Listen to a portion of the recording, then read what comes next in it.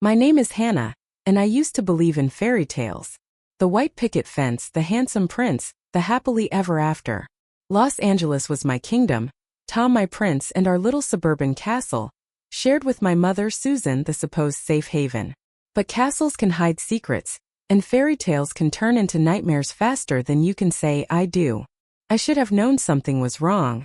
Maybe I did deep down. The air was too thick, the silences too long, the smiles too strained. But I ignored the whispers, the gut feeling, until the whispers became screams I couldn't ignore. It all started with a touch, a breath, a stolen glance, and a secret that would shatter my American dream into a million pieces. It wasn't my secret, not at first. It was theirs. A whispered conversation I wasn't meant to hear.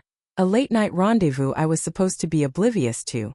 The kind of secret that festers in the dark, growing like a poisonous vine, wrapping itself around the foundations of a seemingly perfect life. I was a nurse trained to spot the symptoms, the subtle changes in vital signs. But I was blind to the sickness blooming in my own home. I met Tom at St. Jude's. He wasn't a patient, thank God. He was a lawyer, all sharp suits and sharper wit, visiting a client. I was drawn to his confidence, his easy charm, the way he made me laugh even when I was exhausted after a double shift. He was everything my quiet, predictable life wasn't. We dated, we fell in love, we got married. The usual story. Except it wasn't. My mother, Susan, she was the wild card. Widowed 5 years earlier, she was the epitome of the young widow. Still stunningly beautiful, with a vibrancy that defied her age. She welcomed Tom into our lives with open arms, maybe a little too open. I remember the night Tom first suggested we all live together. His voice, husky and low, in the dimly lit living room after Susan had gone to bed. It would be good for her, Hannah. She shouldn't be alone. And it would be good for us too. We could save for our own place. He touched my hand then, a gesture that sent shivers down my spine. But were those shivers of excitement? Or a premonition? The house in Pasadena, it was supposed to be our sanctuary. But it became a stage, a setting for a drama I was only slowly beginning to understand. The air crackled with unspoken desires, with hidden glances. I was the audience, sitting in the dark, waiting for the play to begin, not realizing I was already a character in it, a pawn in a game I didn't even know I was playing. And the soundtrack? Whispers. Whispers in the night that I tried to convince myself were just the wind rustling through the jacaranda trees. My mother's house, where we moved in, is a cozy 2-story wooden house, with a wide porch and a small garden in the back. It's located in Pasadena, a quiet and beautiful suburb of Los Angeles, where the jacaranda trees bloom purple every spring. The house is filled with natural light, with large windows overlooking the garden, where my mother spends most of her time tending to her roses and camellias. Susan, my mother, is a special woman. Even though she's turned 50, she still maintains a youthful and incredibly charming appearance. She has flowing blonde hair, bright blue eyes, and a confident, free-spirited demeanor, very characteristic of Americans. She used to be a fashion model, and although she's retired, she still maintains a slender figure and a refined sense of style. Tom always showed admiration for my mother.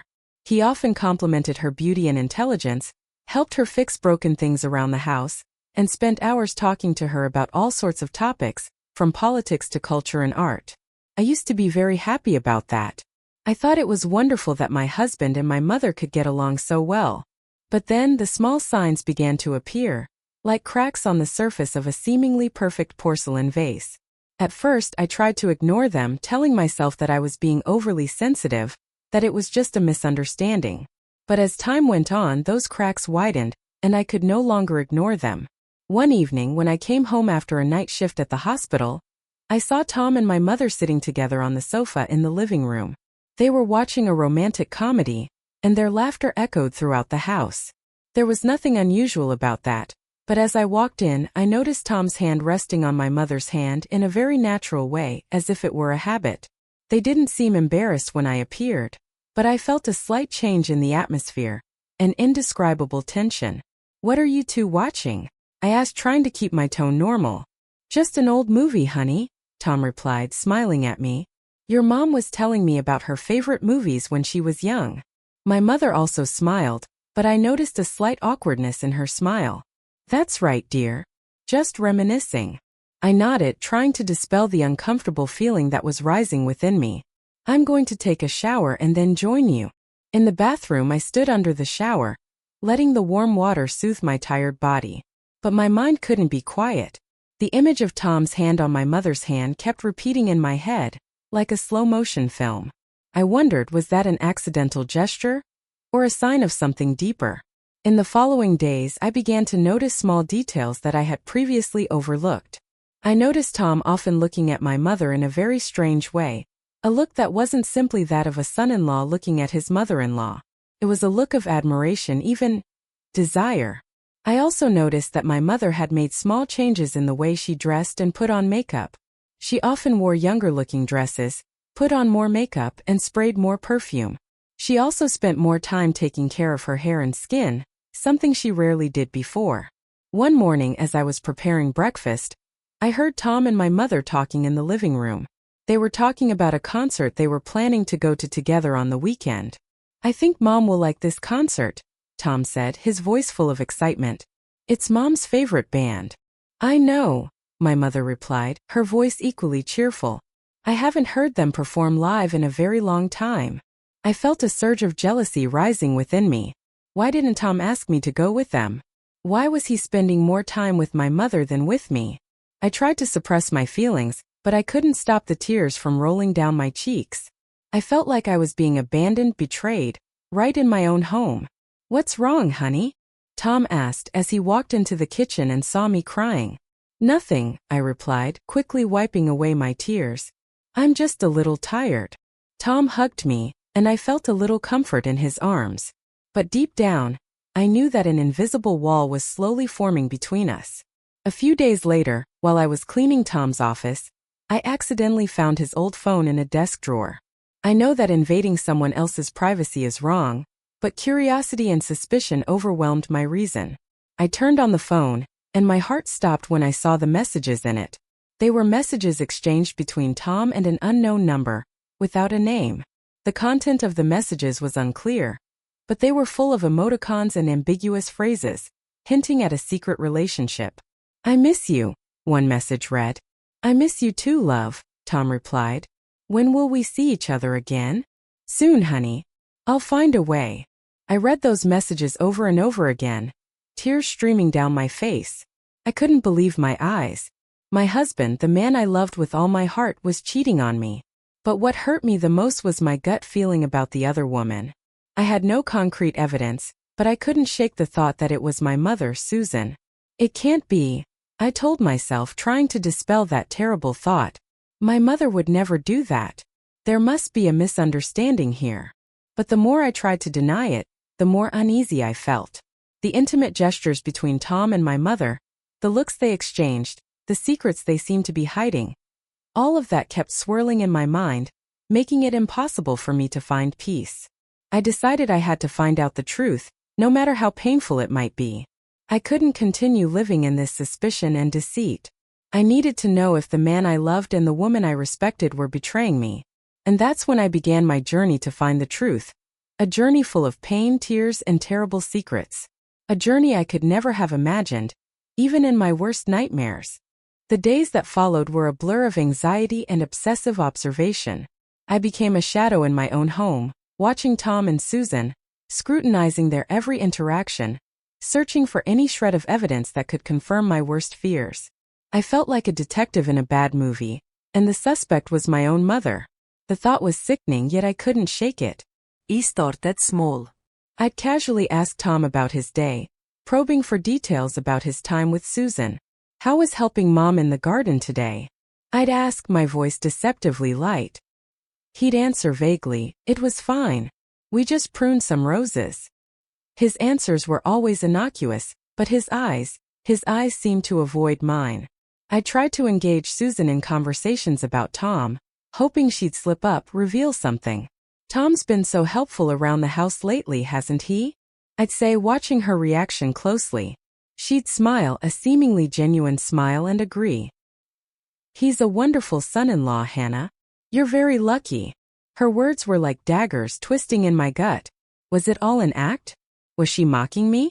The nights were the worst. I'd lie in bed next to Tom, pretending to sleep while my mind raced. I'd listen to his breathing, wondering if he was dreaming of her. The intimacy we once shared felt tainted, poisoned by my suspicions. I wanted to scream, to confront him, to demand the truth, but the fear of what I might find held me back. What if I was wrong? What if I destroyed my marriage, my family, based on nothing but my own paranoia? One Saturday morning, Tom announced he was taking Susan to a matinee performance of a classic play downtown. He said it was a thank you for all her help around the house. My stomach churned. A matinee? On a Saturday? Felt too intimate. Too much like a date. I thought we were going to visit my friend Sarah today, I said, trying to keep the tremor out of my voice. Sarah lived an hour away, and we'd planned the visit weeks ago. Tom looked momentarily flustered. Oh right. I completely forgot. I'm so sorry, honey. We can go next weekend. Mom really wanted to see this play. And I already bought the tickets. It's okay, I said, forcing a smile. You two go and have fun. As soon as they left, I felt a surge of adrenaline. This was my chance. I raced to Tom's office, my heart pounding in my chest. I knew it was wrong, a complete violation of his privacy, but I couldn't stop myself. I had to know. I logged onto his computer, my hands shaking. I searched through his emails, his browsing history, his documents. Nothing. It was all meticulously clean. He was either incredibly careful or I was completely wrong. Then I remembered the old phone. I rummaged through the desk drawer again, pulling out the dusty device. I plugged it in and it slowly sputtered to life. The messages were still there, those cryptic exchanges with the unknown number. I scrolled through them, my stomach twisting with each word. Suddenly, a new message popped up. It was from the same number. Can't wait to see you later tonight. Same place, same time. My breath caught in my throat. Tonight? This was it. This was my chance to catch them red-handed. I quickly grabbed a pen and paper and jotted down the address that was mentioned in a previous message. The Redwood Inn, room 214. It was a small, discreet motel on the outskirts of town, known for its discretion. I spent the rest of the day in a state of numb shock. I couldn't eat, I couldn't think, I could barely breathe. I felt like I was living in a nightmare, and I couldn't wake up. As evening approached, I told Tom I was going to visit Sarah after all. He seemed relieved, even eager for me to go. He kissed me goodbye, a quick, perfunctory peck on the lips. Felt like a Judas kiss. I drove to the Redwood Inn, my hands gripping the steering wheel so tightly my knuckles were white. The motel was even shabbier than I'd imagined. A relic of a bygone era, with faded paint and flickering neon signs. It reeked of cheap cigarettes and desperation. I parked my car a block away, my heart pounding like a drum.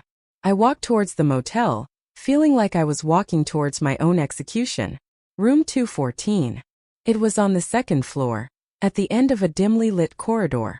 I stood outside the door, my ear pressed against the cheap wood. I could hear muffled voices, laughter. His laughter. And her laughter. The sound of their voices together, so intimate, so familiar, sent a wave of nausea through me. I took a deep breath, steeling myself. I raised my hand to knock, but then I hesitated. What was I going to do? What was I going to say? Suddenly the door opened. Standing there in the doorway was Tom. He was wearing a dark shirt, unbuttoned at the collar, his hair slightly disheveled. He looked guilty. Behind him I saw her. Susan. My mother. She was wearing a silk robe, her hair loose around her shoulders. She looked beautiful. And utterly, devastatingly wrong. The world seemed to tilt on its axis. I felt like I was falling into a bottomless pit of despair. Hannah. Tom stammered, his face paling. What are you doing here? I couldn't speak. I just stared at them, my eyes wide with horror and disbelief. The truth, the terrible, unthinkable truth, was staring me in the face. Susan stepped forward, her expression a mixture of shock and defiance. Hannah, honey, it's not what it looks like. Not what it looks like? I finally managed to choke out, my voice trembling. You're. I couldn't even say the words. Tom stepped in front of Susan, as if to protect her. Hannah, please let me explain. Explain. I screamed, the dam finally breaking. Explain what? Explain how you could betray me like this? Explain how you could sleep with my mother. The words hung in the air, heavy and toxic. The silence that followed was deafening. Susan finally spoke, her voice low and trembling. "Hannah, I'm so sorry. We never meant for this to happen. It just happened. Just happened." I repeated, my voice laced with sarcasm. "You expect me to believe that? This thing between you just happened." Tom tried to reach for me, but I recoiled. "Don't touch me," I hissed. "Don't you ever touch me again." I turned and ran, blindly, desperately, trying to escape the nightmare that had become my reality. I ran until I couldn't run anymore, until my lungs burned and my legs ached. I collapsed on a park bench, sobbing uncontrollably. The world as I knew it had shattered. My husband, the man I loved, had betrayed me in the most unimaginable way. My mother, the woman I trusted most, had become my worst enemy. I was alone, utterly and completely alone. The next few weeks were a blur of legal proceedings, divorce papers, and tearful conversations with lawyers and therapists. I moved out of the house, back into my old apartment, the one I'd shared with my college roommate. Felt like a lifetime ago. The divorce was messy and painful. Tom tried to apologize, to explain, to beg for forgiveness. But I couldn't even look at him. The pain was too raw, the betrayal too deep. Susan. I didn't speak to her. I couldn't. The thought of her, of what she had done, made me physically ill. My own mother. It was unfathomable. I went through the motions of living, but I felt like a ghost, haunting the edges of my own life. I lost my appetite, I couldn't sleep, and I cried constantly. I felt like I was drowning in a sea of grief and despair. My friends and family rallied around me, offering their support and comfort. But nothing seemed to help. The pain was too deep, too pervasive. I felt like I would never be happy again. Therapy helped slowly, gradually. I learned to talk about my feelings, to process my trauma, to begin to rebuild my life. It was a long and arduous process, but I was determined to survive. One day, months after the divorce was finalized, I received a letter from Susan. I almost threw it away unopened, but something made me stop.